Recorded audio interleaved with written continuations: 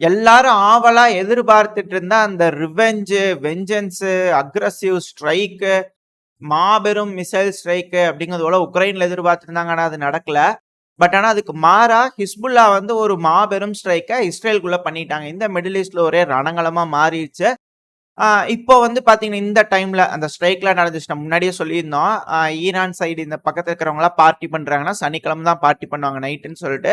So அதே மாரி நம்மளோட கூற்று சரியாகும் விதத்துல சனிக்கிழமை நைட் பார்ட்டி பண்ணி விட்டாங்க. இப்போ இந்த டைம்ல வந்து பார்த்தீங்கன்னா, எஜிப்ட் கேரியோல வச்சு ஒரு சீஸ்ஃபயர் அட்டாக் நடக்க இருக்கு. ஸோ அதுக்கான ஒரு அழுத்தமா அப்படிங்கிறது போல இத பார்க்கப்படுது. ஆனா இதுல என்னன்னா, ஹிஸ்புல்லா தரப்புல இருந்து சொல்லியிருக்காங்க. நாங்க இது போல அட்டாக் பண்ண போறோம் அப்படிங்கிறது போல சொல்லும்போது ஃபேஸ் 1 சக்சஸ்ஃபுல்லா முடிஞ்சிருச்சுங்கிறாங்க. அத அட்டாக் பண்ணதா சொல்றதுக்கு முன்னாடி, ஒரு பிரியம்ப்டிவ் ஸ்ட்ரைக் வந்து இஸ்ரேல் தரப்புல இருந்து எடுத்திருந்தாங்க. ஒரு பிரியம்ப்டிவ் ஸ்ட்ரைக் அந்த அளவுக்கு ஏர் ஸ்ட்ரைக் பண்ணியுமே 300 ராக்கெட் ஏவி விட்டாங்களா, இதுக்கு சப்போர்ட்டிவா சில ட்ரோன்களும் பறந்திருக்கு அப்படிங்கிற சொல்லப்பட்டு வருது. தொடர்ந்து வேவ் பை வேவா தாக்குதல் பண்ணிக்கிறாங்க. இதுல இருந்து புரிஞ்சுக்க முடியுது. ஃபேஸ் 1 அப்படிங்கிறது அங்க இருக்கக்கூடிய அயர்ன் டோம டெஸ்ட் பண்றதுக்காக தான். எப்படி இருக்கு? எப்படி ஒர்க் ஆகுது? இன்னும் அவங்களோட எஃபிஷியன்சி எந்த அளவுக்கு இருக்கு? அப்படிங்கிறது எல்லாத்தையும் டெஸ்ட் பண்றதுக்காக தான் 2வது லொகேஷன்ஸ். இப்போ இந்த லான்ச்சஸ் எல்லாத்தையும் மாத்தணும். லான்ச்சஸ் எல்லாத்தையும் லோடு பண்ணணும். ஒரே பகுதியில, அதாவது இஸ்ரேலோட அந்த வடக்கு பகுதியில மட்டும் தொடர்ந்து தாக்குதல் பண்ணிட்டே இருந்தா, அந்த பகுதியில இருக்கக்கூடிய அந்த ஏர் டிஃபென்ஸ் சிஸ்டம்லாம் ஒரு கட்டத்துக்கு மேல வீழ்ச்சி அடைய ஆரம்பிச்சிடும். ஸோ அதுக்காக தான் ஹிஸ்புல்லா தரப்புலருந்து இப்படி ஒண்ணு அட்டாக் பண்ணியிருக்கிறாங்க. ஸோ இவங்களோட ஃபேஸ் 1 வந்து பார்த்தீங்கன்னா 300 ராக்கெட்ஸா இருக்கு. அப்ப ஃபேஸ் 2ங்கிறது எப்படி இருக்கும்? ட்ரோன்கள், மிசைல்கள் கலந்த ஒரு கலவையா இருக்க போது. ஸோ ஃபேஸ் 3ங்கிறது எப்படி இருக்க போது? மொத்தம் 5 கட்ட ஃபேஸ் அப்படிங்கும் போல அரசல் புரசலா பேசப்பட்டு வருது. அது எப்படி என்னன்னு தெரியல.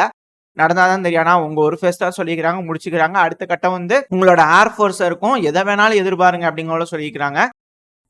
இதுக்கு வந்து பார்த்தீங்கன்னா, இஸ்ரேலோட பிரசிடென்ட் இருப்பாங்க இல்லையா? அவங்க வந்து இஸ்ரேல் வந்து பிரியம்ப்டிவ் ஸ்ட்ரைக் பண்ணதுக்கு பாராட்டுகள். பெருமளவுல ஸ்ட்ரைக் நடந்ததா இருந்தத நீங்க தடுத்து நிறுத்திட்டீங்க அப்படின்னு சொல்லி பாராட்டுகள் வந்து இஸ்ரேலோட பிரசிடென்டான ஐசக் ஹெர்சாக் அவர்கள் பாராட்டுகள் தெரிஞ்சுக்கிறாங்க இஸ்ரேலோட டிஃபென்ஸ் ஃபோர்ஸுக்கு. ஆனா ஹமாஸ் வந்து ஹிஸ்புல்லாக்கு பாராட்டுகள் தெரிவிச்சுக்கிறாங்க. பலே அப்படியே மூஞ்சி மேல பலார்னு வச்ச மாரி இருந்தது அப்படிங்கிற போல ஸ்டேட்மெண்ட்லாம் ஹமாஸ் தரப்புல இருந்து வந்துகிட்டு இருக்கு. இதுல என்ன அப்படின்னா, இஸ்ரேல் வந்து பெருமளவுல எஸ்கலேட் பண்ணுவாங்களா அப்படின்ற கேள்விகள் வந்திருக்கு. இவங்க ஒரு 300 ராக்கெட் பண்ண மாரி சும்மா ஏதோ ஒரு பக்கம் கொண்டு போய் குண்டுகள போட்டு வரலாம். இப்ப எப்படிங்க இந்த ஹவுதீஸ் மேல கொண்டு போய் குண்டுகள் போட்டு வந்து வெற்றி அப்படிங்கிற சொல்றாங்க. ஆனா அவங்க தொடர்ந்து அடிக்க வேண்டிய இலக்குகள துல்லியமா அழிச்சிட்டு இருக்காங்க இல்லையா? ஆயில் டேங்கர் அடிக்கிறது இது போல வேலைகள் செஞ்சுட்டு இருக்காங்க இல்லையா? ஸோ அதே போல ஆ லெபனான்ல இருக்கக்கூடிய ஹிஸ்புல்லா அமைப்பு அவங்க தாக்குதல் பண்றது துல்லிய தாக்குதலா இருக்கு. ஆனா இஸ்ரேல பொறுத்தவரைக்கும் என்னதான் ஏர் ஃபோர்ஸ் பெருமளவுல இருந்தாலுமே, சும்மா எங்கேயோ கொண்டு போய் குண்ட வீசிட்டு வந்துட்டு சக்சஸ் அப்படிங்கிறத சொல்லிக்கலாமே தவிர, அதனால பெருமளவுல எதுவும் இல்ல. ஏன்னா 300 ராக்கெட் ஏவிட்டாங்கல்ல. அதுதான் இங்க இருக்கக்கூடிய ஒரு விஷயம். அதுவும் வடக்கு பகுதியில மட்டும் ஏறியிருக்கிறாங்க. 2வது இதுல இஸ்ரேலோட பேட்ரால் போட்ஸ் எல்லாம் வந்து பாத்தீங்கன்னா தாக்கப்பட்டிருக்கு. அதுக்கான வீடியோ பதிவுலாம் சைடுல லோட் ஆயிருக்கும். பல மிலிட்டரி அசெட்ஸ வந்து தாக்குதல் பண்ணி குறிவச்சு அடிச்சுக்கிறாங்க. சில சிவிலியன் வாழும் பகுதியிலே விழுந்து வெடிச்சிருக்கு. இது கண்டிக்கத்தக்க வேண்டிய ஒரு விஷயம் தான். ஹிஸ்புல்லா தப்பு பண்றீங்க அப்படிங்கிறது போல சொன்னாலும், போங்கப்பா அப்படிங்கிறது போல அவங்க தரப்புல இருக்கு. ஏன்னா, இப்ப வரைக்கும் இஸ்ரேல் தரப்புல இருந்து காசால தாக்குதல் பண்ணதுனால 40,000 சிவிலியன்ஸ் இறந்துட்டாங்க.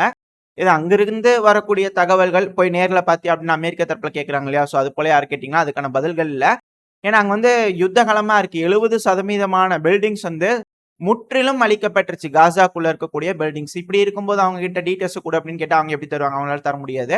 ஏன்னா அங்க இருக்கக்கூடிய பிரஸ் ரிப்போர்ட்டர்ஸ் வந்து அத்தனை பேத்து மேலயும் துல்லியமா தாக்குதல் பண்ணிருக்காங்க. இதனால கிளியரான டேட்டாஸ் வராது. மேபி தோராயமா தான் இருக்கும். ரியாலிட்டி என்ன அப்படின்னு யுஎன் தரப்புல இருந்து அங்க உள்ள போயிருக்காங்க. ஆனா இன்னும் அங்க வந்து வார் கிரைம் பண்ணிக்கிறாங்களா இல்லையா அப்படிங்கறத விசாரிச்சுக்கிட்டே இருக்காங்க. சோ இதெல்லாம் தான் உள்ள இருக்கக்கூடிய அந்த கோபம் இப்ப வெளிப்பாடா வந்துகிட்டு இருக்கு அப்படிங்கிற சொல்லப்பட்டது. இதுல இஸ்ரேல் கையாளக்கூடியது எஸ்கலேஷன் டாமினன்ஸ், அதாவது பயமுறுத்துறது. பயங்கரமான தாக்குதல் இருக்கும். பெருமளவுல எஸ்கலேட் பண்ணுவோம். அடிச்சோம்னா சிவிலியன்ஸ் எல்லாம் பாதிப்படைவாங்க அப்படிங்கிறது போல அந்த தோரணை. அதை வச்சா மிடில் ஈஸ்ட்ல இருக்கிறவங்கலாம் அட்டாக் பண்ண மாட்டாங்க அப்படிங்கிறது போல ஒரு எதிர்பார்ப்புல அப்படி செய்றாங்களா என்ன அப்படிங்கிறது தெரியல. பட் ஆனா பெருமளவுல அவங்க ஸ்ட்ரைக் நடத்துறாங்க இல்லையா? ஏன்னா மக்கள் வாழும் பகுதிகளா இருந்தாலும் இல்லாட்டி அந்த பகுதியில தாக்குதல் பண்றாங்க. அப்படிதானே சிரியால வந்து பாத்தீங்கன்னா ஈரானோட எம்பசி மேலாம் தாக்குதல் பண்ணாங்க. அது அங்கெல்லாம் பண்ணணும்னு நீட் இல்ல. பட் ஆனா அங்கெல்லாம் பண்ணியிருந்தாங்க இல்லையா? இது எல்லாமே வந்து எஸ்கலேஷன் அவங்களால எந்த அளவுக்கு முடியும் அப்படிங்கிறத காட்டணும் அப்படிங்கிறதுக்காக செய்றாங்க. இதனால வந்து எதிர்ல இருக்கிறவங்க கொஞ்சம் எதுக்கு அப்படிங்கிறது போல யோசிப்பாங்க அப்படின்னு நினைச்சு செய்றாங்களா என்னன்னு தெரியல. பட் ஆனா அது இந்த தடவ வேலைக்கு ஆகல. ஒரு கட்டத்துக்கு மேல அந்த அடி வாங்குற நபர்கள், அதாவது கொட்ட கொட்ட குனியுவாங்க. ஒரு கட்டத்துல நிமிர்ந்து நின்னாங்கன்னா, கொட்டுறவங்க நிப்பாட்டிருவாங்க அப்படிங்கிற போல பழமொழிகள்லாம் இருக்கு இல்லையா? ஸோ அதே போல தான் நிமிர்ந்து நின்னுட்டாங்க அப்படின்னா, இங்க ஒண்ணும் பண்ண முடியாது. அந்த சூழல் தான் இங்க. இதுதான் உலகப்போர் 2ல நடந்துச்சு. ஜெர்மன் ட்ரூப்ஸ் சோவியத் ஆர்மிய வந்து அடிச்சிருந்தாங்க. அதாவது போர்ல உள்ள போம்போது அந்த ஆப்பரேஷன் பார்பர்ஸ் எல்லாம் அட்டாக் பண்ணும்போது பிரிசனர் ஆஃப் வார்ஸ் எல்லாம் கொல்ல ஆரம்பிச்சுட்டாங்க. பெருமளவுல அங்க இருக்கக்கூடிய மக்கள கொல்றாங்க. இனப்படுகொலை நடக்குது ரஷ்யன்ஸுக்கு அப்படின்னு தெரிஞ்சனால தான் அந்த அளவுக்கு ரெசிஸ்டன்ஸ் இருந்தது. அதுக்கப்புறம் மக்கள் போராட ஆரம்பிச்சுட்டாங்க பெருமளவுல. அதனால தான் சோவியத் யூனியனால ஜெயிக்க முடிஞ்சது. வேர்ல்டு வார் 1ல தோத்தாங்க. இதே சோவியத் ஆர்மி ஜெர்மனி கிட்ட. ஆனா வேர்ல்டு வார் 2ல ஜெயிச்சதுக்கான காரணம், அந்த அளவுக்கு ரெசிஸ்ட் பண்ணதுக்கு காரணம் அங்க இருக்கக்கூடிய பொதுமக்கள் கொன்னுட்டு இருந்தனால அவங்க ரெசிஸ்ட் பண்ண ஆரம்பிச்சாங்க. பரவாயில்ல பாத்துக்கலாம், இந்த அளவுக்கு தான் நடக்குது அப்படிங்கிறது போல. சோ அது போல ஒரு சூழல் இங்க உருவாகிட்டு இருக்கா அப்படிங்கிற ஒரு கேள்விகள் வருது. அதோட வெளிப்பாடு தான் இப்ப இது போல ஒரு தாக்குதல் நடந்திருக்கு. இது மேபி இன்னைக்கு பேச்சுவார்த்தை நடக்குது. ஒரு வேலை சுமூகமா போவாங்களா? இஸ்ரேல் இதனால கொஞ்சம் விட்டு கொடுத்து போறதுக்கு, இந்த இடத்துல சீஸ் ஃபயர் பண்றதுக்கு, காசா விட்டு முழுமையா வெளியே வர்றதுக்கான வேலைகள் நடக்குமா? அப்படிங்கறதெல்லாம் இங்க ஒரு கேள்வியா இருக்கு. ஏன் இன்னைக்கு வந்து பெருமளவுல அமெரிக்கா தரப்புன்னு சப்போர்ட் பண்ணலையா? ராக்கெட்ஸ் பெருமளவுல லான்ச் பண்ணிக்கிறாங்களே அப்படின்னா, இப்பதான் MQ-9 என்னன்னா எல்லாரும் அப்படியே அசந்திருப்பாங்க போல இருக்கு. தப்புன்னு ஒரு அட்டாக் பண்ணிட்டாங்க. இதுக்காக தான் ஈரான் வெயிட் பண்ணிட்டு இருக்காங்க. ஒன்ஸ் இங்கலாம் கிளியர் ஆயிடுச்சு அப்படின்னா அடுத்து ஈரான் ஆரம்பிச்சிருவாங்க அப்படிங்கிறாங்க. 2வது, இது ரஷ்ய அதிபரான விளாடிமிர் புட்டின் அவர்களோட ரிவெஞ்ச் ஸ்ட்ரைக். அதாவது உக்ரைன்ல வந்து பெருமளவில் அட்டாக் நடக்கும் அப்படின்னு நினைச்சாங்க. பட் ஆனா அது எதுவுமே நடக்கல. அதுக்கான விளைவு தான் இங்க நடந்திருக்கு அப்படிங்கிறாங்க. ஏன் அப்படின்னா உக்ரைன்றது முடிஞ்சிருச்சு. அதை போய் சும்மா சும்மா லொட்டுன்னு அடிச்சுட்டு நாளைக்கு வந்து உக்ரைன் நம்ம தான் பாதுகாக்க வேண்டிய கட்டாயத்துக்கு தள்ளப்படுவாங்க. இருக்கிற மக்களுக்கு எல்லாம் வேணுங்கிற எலக்ட்ரிசிட்டி ப்ரொடியூஸ் பண்ணோம். அவ்வளவுதான், அது முடிஞ்சு. சும்மா சும்மா அதை போய் அடிச்சிட்டு இருந்தா அமெரிக்காக்கு என்ன வலிக்க போகுது, யூரோப்பியன் யூனியனுக்கு என்ன வலிக்க போகுது, யாருக்கும் வலிக்காது. எங்க அடிச்சா வலிக்குமோ அதை தான் செய்யணும். ஏன்னா கர்ஸ்ங்கிறது ரஷ்யாவோட ஒரு பகுதி. அப்போ உக்ரைனை போய் அடிச்சிட்டு இருந்தோம்னா அதனால எந்த ஒரு பிரச்சனையும் இல்லை. எல்லாம் ஸ்லாவின மக்கள் தான் அடிச்சுக்கிட்டு சாரிங்க சாங்க அப்படிங்கிறது போல மத்தவங்களுக்கு எல்லாம் பிரச்சனை இருக்காது. பணம் மட்டும் கொடுத்துட்டு இருந்தா போதும் அப்படிங்கிறது போலதான் இருக்கும். ஆனா இப்ப எஸ்கலேஷன் அட்டாக்ஸ் இந்த இடத்துல நடக்கும்போது, இஸ்ரேல்ல நடக்குது அப்படிங்கும் போது அமெரிக்காவுக்கு வலிக்கும். ரஷ்யாக்கு எப்படி வலிக்குமோ அதே போல இங்க வலிக்கும். சோ அதனால இதுதான் ரிவெஞ்ச் ஸ்ட்ரைக் அப்படிங்கிறதோட சொல்லப்பட்டு வருது. இதுக்கு மேல உக்ரைன்ல எதுவும் இருக்காது. எஸ்கலேஷன் ஃபுல்லா மிடில் ஈஸ்ட்ல இருக்கும் அப்படிங்கிறாங்க. ஏன்னா இது வந்து ஒரு ப்ராக்சி யுத்தம் தான். என்ன வேணா நம்ம பூசி மளிகை என்ன சொல்லிக்கிட்டாலும் இது ரஷ்யாவோட ஒரு ப்ராக்சி வார் தான். எந்த அளவுக்கு உக்ரைனுக்கு அவங்க சப்போர்ட் பண்றாங்களோ அந்த அளவுக்கு ரஷ்யா இந்த பக்கம் சப்போர்ட் பண்ணுவாங்க. இப்ப ரஷ்யாவுக்கு வந்து 2 ஆப்ஷன் இருக்கு. ஒன்னு பெருமளவுல எஸ்கலேட் பண்ணி உக்ரைனை தோக்கடிச்சு கீவை போய் பிடிக்கிறது. கீவை போய் பிடிக்கிறாங்கன்னா என்ன நடக்கலாம் அப்படின்னா, மேற்குலக நாடுகள் உக்ரைனோட மேற்கு பகுதிக்குள்ள வந்து சில பகுதிகளை பிடிச்சிருவாங்க. ஏன்னா கேபிட்டல் இல்லாத போது ப்ரொடெக்ட் பண்றோம்னு அவங்களும் உள்ள வந்துருவாங்க. ஸோ இதனாலதான் இப்போ வரைக்கும் ரஷ்யா உக்ரைனோட கேபிட்டலை பிடிக்கிறதுக்காக எந்த ஒரு திட்டமே போடல, எந்த ஒரு வேலையும் செய்யல. ஆனா ஜெலன்ஸ்கி அவர்கள் இன்னைக்கு கூட பேச்சுல வந்து என்ன சொல்லிக்கிறாருன்னா, ரஷ்ய அதிபரான விளாடிமிர் புட்டின் அவர்கள் ஒரு டீமன் அப்படி இப்படின்னு என்னென்னமோ சொல்லிக்கிறாரு. ரொம்ப மோசமா பேசிக்கிறாரு. பேசிக்கலாம், அது மாதிரி வெளிப்பாடு தெரியுது. உள்ள இருக்கக்கூடிய அந்த கிரட்ஜஸ் எல்லாம் வெளியே வருது. போலாண்டோட பிரசிடென்ட் இருக்கிறாலே தூதா அவர்கள், அவரு கூட வந்து பாத்தீங்கன்னா உக்ரைனுக்கு வந்திருந்தார். அவர் சொல்லிக்கிறார் உக்ரைன் ஜெயிச்சே தெரியும், எனக்கு கான்பிடன்ஸ் இருக்குன்னு. 2வது, குறைஞ்சது 2 தடவையாவது நேட்டோட ஏர் ஸ்பேஸை வந்து ரஷ்யாவோட மிசைல் சீண்டிடுச்சு. அதனால வந்து உக்ரைனோட வான் பாதுகாப்புக்கு நாங்க ப்ரொடெக்ஷன் கொடுக்கலாம் அப்படிங்கிறது போல போலாண்டு தரப்புல இருந்து இனிஷியலா ஸ்டேட்மெண்ட்ஸ் வர ஆரம்பிச்சிருச்சு. ஸோ இதுக்கு மேல இதை அமல்படுத்தும் போது இது எஸ்கலேஷன் தான். கிளியரா தெரியுது ரஷ்யா எதுக்காக பிளான் பண்றாங்க, மேற்குலக நாடுகள் எதுக்காக பிளான் பண்றாங்கன்னு. ஸோ அதனால ரஷ்யா தரப்பு இந்த பொக்ராஸ்கோ முடிச்சதுக்கு அப்புறமா ஜாப்ரோசியா, பால்டோவா, நேரா டின்ப்ரோ இதை கிராஸ் பண்ணி போனாங்கன்னா கார்வி ரீக், கெர்சனு, மிக்கலேவ், ஒடசாக்கு மேல இருக்கக்கூடிய வின்செசியா.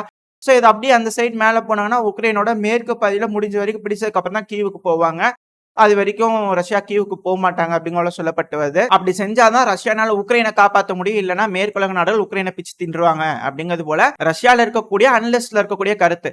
சோ அந்த ஒரு காரணத்தினால தான் அங்க எஸ்கலேஷன் நடக்காம மிடில் ஈஸ்ட்ல எஸ்கலேஷன் நடந்துகிட்டு இருக்கு அப்படிங்கிற சொல்றாங்க. இதே மிடில் ஈஸ்ட்ல இருக்கக்கூடிய மக்களுக்கும் அது தேவைதான். ஏன்னா இந்த இடத்துல வந்து ரொம்ப நாள் கஷ்டப்பட்டு இருக்காங்க இல்லையா, இரு தரப்புலையும். இஸ்ரேலும் கஷ்டப்படுறாங்க, பாலஸ்தீனும் கஷ்டப்படுறாங்க. ஸோ ஏதோ பேச்சுவார்த்தையில முடிச்சாங்கன்னா பரவாயில்ல. அப்படி இல்லை அப்படிங்கும் போது இந்த இடத்துல எஸ்கலேட் ஆகுதுன்னா ரஷ்யா ஒரு சைடு எடுத்துக்குவாங்க, அமெரிக்கா ஒரு சைடு எடுத்துக்குவாங்க. அமெரிக்கா டேரக்டா இதுக்குள்ள கால் எடுத்து வைக்க முடியாது. இதுல இன்னொரு காரணமும் இருக்கு, அமெரிக்கா டேரக்டா இன்வால்வ் ஆக மாட்டாங்கன்னு. ஏன்னா அமெரிக்கால வந்து தாக்குதல் பண்ண ஆரம்பிச்சிட்டாங்கன்னா அமெரிக்காக்கு யாரை ட்ராப் பண்ண மாட்டாங்க, அமெரிக்காக்கு யாரும் மனிதாபிமான அடிப்படையில் உதவிகள் செய்ய மாட்டாங்க, ஆயுதங்கள் யாரும் செஞ்சு கொடுக்க மாட்டாங்க, எதுவும் நடக்காது. இங்க இருக்கிற அத்தனை பேத்துக்கு சப்ளை பண்ண அமெரிக்கான்ற ஒரு நாடு தான். ஆனா இந்த பக்கத்துல சீனான்றது இருக்கு, ரஷ்யான்றது இருக்கு. ஸோ அதனால இங்க இருக்கிற நாடுகள் உதவி பண்ணுவாங்க அப்படிங்கிற சொல்லப்பட்டு வருது. இதுதான் உலகப் போரோட தொடக்கம் அப்படிங்கிறாங்க. இன்னைக்கு பேச்சுவார்த்தை ஒருவேளை சுமூகமா முடியல அப்படின்னா கண்டிப்பா இந்த பிரச்சனை பெருசாக யாராலையும் தடுக்க முடியாது. லெபனான் டோர்களை ஓபன் பண்ணிட்டு இருக்காங்க. ஒரு கதவுகளா உடையா ஈரானோட ட்ரோன்கள், ஈரானோட ராக்கெட்ஸ் இஸ்ரேல் நோக்கி பாஞ்சு பறந்துகிட்டு இருக்கும் அப்படிங்கிற மாற்றுக்கத்துல நடக்குதா என்ன அப்படிங்கிறத பொறுத்து பார்ப்போம். இதோட இந்த பதிவு நான் முடிச்சிடலாம். இந்த பதிவு எப்படி இருந்துச்சு உங்களுக்கு பிடிச்சிருக்கா? பிடிச்சுனா லைக் பண்ணிட்டு உங்க ஃப்ரெண்ட்ஸ் அண்ட் ஃபேமிலியோட ஷேர் பண்ணிக்கோங்க. அது கூடவே மறக்காம இந்த பதிவ பத்தின உங்களோட கருத்துக்கள கமெண்ட் செக்ஷன்ல சொல்லுங்க. இந்த பதிவு நல்லா இருக்குன்ற நம்பிக்கையில அடுத்த பதிவுல உங்கள சந்திக்கிறேன். அதுவரைக்கும் ஸ்டே சேஃப். By by.